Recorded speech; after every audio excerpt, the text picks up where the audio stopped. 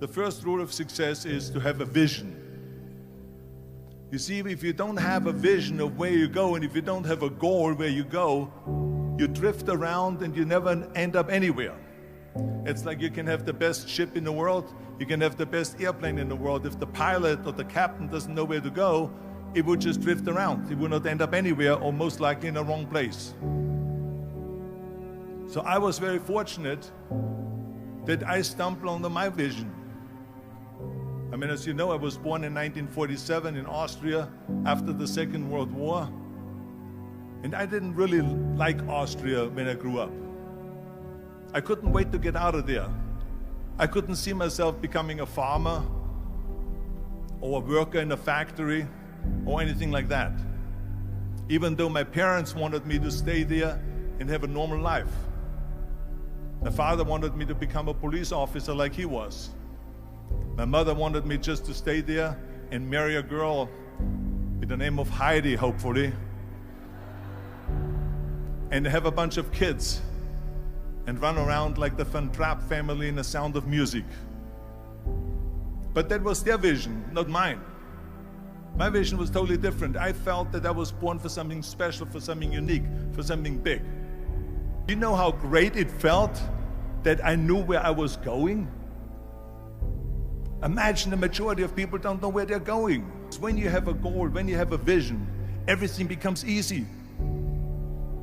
Because remember that in America, for instance, when you study, you will see the percentage of people that like their jobs. 74% hate their job in America. Now, there's not much different when you come to Europe. The majority of people don't like what they're doing because they're really not doing it because they didn't have a goal and they followed this goal. They just aimlessly drift around, and then all of a sudden there's a job opening, so they get that job because you have to work. But then when you work, it's a chore. It's work. It's not fun. So if you think about, only a quarter of the people really enjoy what they're doing in life. That is unbelievable if you think about it. So I felt so blessed that I knew what I was doing. It's like a medical student that studies and knows he wants to become a doctor. You know where to go. So I knew where to go. So people always ask me, when they saw me in the gym in the pumping iron days, they say, why is it that you're working out so hard? 5 hours a day, 6 hours a day, and you have always a smile on your face. The others are working out just as hard as you do, and they look sour in the face. Why is that?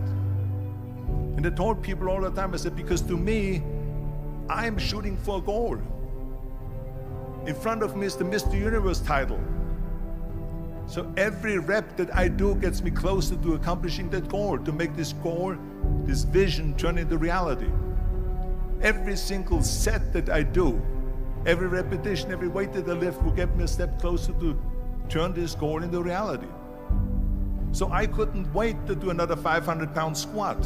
I couldn't wait to do another 500-pound bench press. I couldn't wait to do another 2,000 reps of sit-ups. I couldn't wait for the next exercise, for the next half hour of posing and all the kind of things that you have to do to be a champion. And with the age of 20, I went to London and I won the Mr. Universe contest as the youngest Mr. Universe ever. And it was because I had a goal. So let me tell you something, visualizing a goal and going after it makes it fun. You got to have a purpose no matter what you do in life. You got to have a purpose. So that's rule number one, have a vision. Rule number two is, don't listen to the naysayers. Don't listen to the naysayers.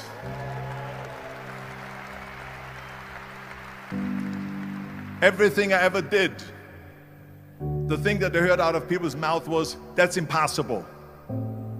That can't be done. Or no. So whenever someone said to me, it can't be done, I heard, it can be done. When they said no, I heard yes. And when they said it's impossible, I heard, it is possible. I'm a strong believer of what Nelson Mandela said, that everything is always impossible until someone does it. Well, I'm going to be the one, I said to myself, I'm going to do it and I'm going to show it to them. Maybe it has never been done before. That's perfectly fine with me. But I'm going to do it. And I did not listen to the naysayers.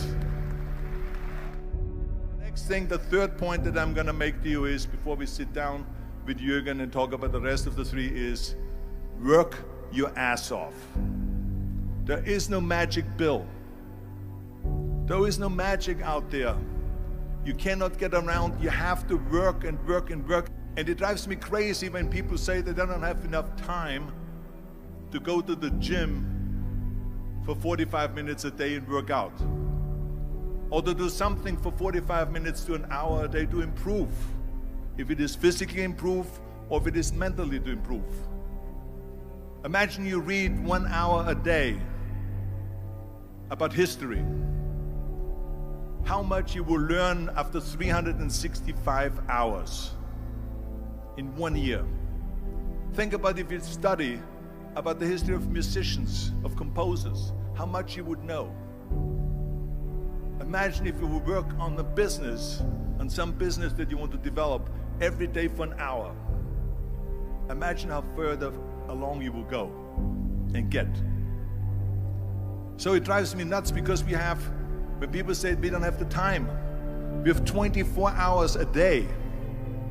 We sleep 6 hours a day, so that gives you still 18 hours. So there's someone shaking their head out here in front. They say probably, I don't sleep 6 hours, I sleep 8 hours, right? Or just sleep faster.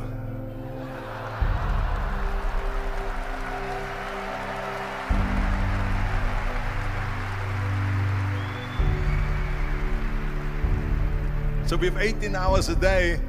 The average person works around 8 to 10 hours. So let's assume it's 10 hours, so we have 8 hours left. Then you travel around an hour a day, maybe 2 hours a day. So now you have still 6 hours left. So what do you do with these 6 hours? What do you do with these 6 hours? Then we eat a little bit, then we schmooze a little bit, talk a little bit to people and all that stuff. But you can see how much time there is available if you organize your day. So you got to work hard. I mean, let me tell you something. When I went to America, I went to college. I went and worked out 5 hours a day. And I was working on construction. Because in those days in bodybuilding, there was no money. I didn't have the money for food supplements or anything. So I had to go to work. So I worked on construction. I went to college. I worked out in the gym, and at night from 8 o'clock at night to 12 midnight, I went to acting class 4 times a week. So I did all of that. There was not one single minute that I wasted. I became very friendly with Muhammad Ali in the 70s. And Muhammad Ali worked his butt off. And I saw it firsthand. And I remember that there was a sports writer that was there in the gym when he was working out and he was doing sit-ups. And they asked him, how many sit-ups do you do? And he said, I don't start counting until it hurts. Now think about that.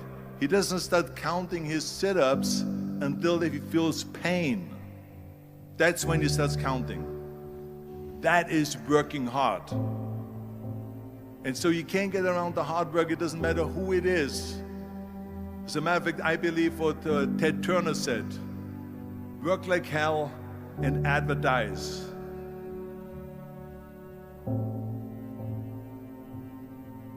You get it? Work like hell, go to bed, and early to rise, work like hell and advertise. So you work your ass off, and then you let the world know about your work. That's what it is all about. Let people know. If you have a company, if you have a movie, if you do a sports, work your ass off, but then advertise and let everyone know. I hate Plan B. And I tell you why. Because we have so many doubters, as I've said earlier, the no-sayers. We have so many of those people that say no, and you can't do it, it's impossible.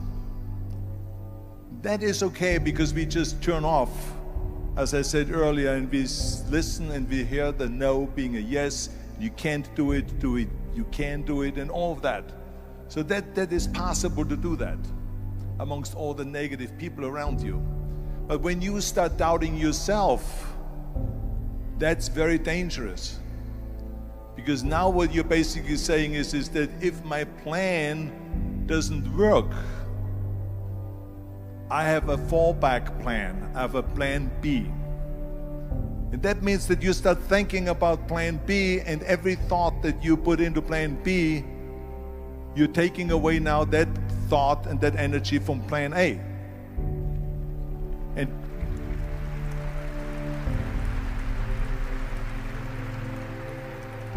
And it's very important to understand that we function better if there is no safety net, because plan B becomes a safety net. It says that if I fail, then I fall and I get picked up and I have something else there that will protect me. And that's not good, because people perform better when there's no safety net. People perform better in sports and everything else if you don't have a plan B. To me, it is very dangerous to have a plan B, because you're cutting yourself off from the chance of really succeeding. And the reason, one of the main reasons why people want to have a plan B is because they are worried about failing. What is if I fail, then I don't have anything else? Well, let me tell you something. Don't be afraid of failing, because there's nothing wrong with failing. You have to fail in order to climb that ladder. There's no one that doesn't fail. We all fail. It's okay.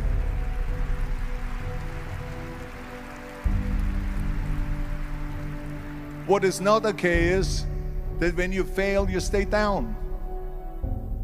Whoever stays down is a loser. And winners will fail and get up, fail and get up, fail and get up. You always get up. That is a winner. That is a winner. Hey, we all lose. We all have losses. This is okay. And this is why I say don't be worried about losing, because when you're afraid of losing, then you get frozen. You get stiff. You're not relaxed. You got to be, in order to perform well in anything, if it's in boxing or if it is on your job or with your thinking, is only happening when you relax. So relax. It's okay to fail. Let's just go all out and give it everything that you got. That's what it is all about. So don't be afraid to fail. This is one of my 6 rules to success. You can only feel complete as a person if you think about what can you do for your fellow member around you that maybe needs help. I felt like that. Everyone has a different motivation why you get into that. I was an immigrant going to America, and I saw how America was the most generous country in the world. I mean, they opened up their arms to me, they helped me, they invited me for Thanksgiving dinner. The people, they brought me, the bodybuilders in the gym brought me plates to my apartment because I had no plates, I had no silverware, I had no bedware, I had no pillows, I had no blanket, I had no TV, I had no radio, I had nothing. They brought it to my apartment. They helped me. And I saw that firsthand, this generosity in America. And I said to myself, as an immigrant that is being embraced with open arms, that I need to go and make sure that I give something back.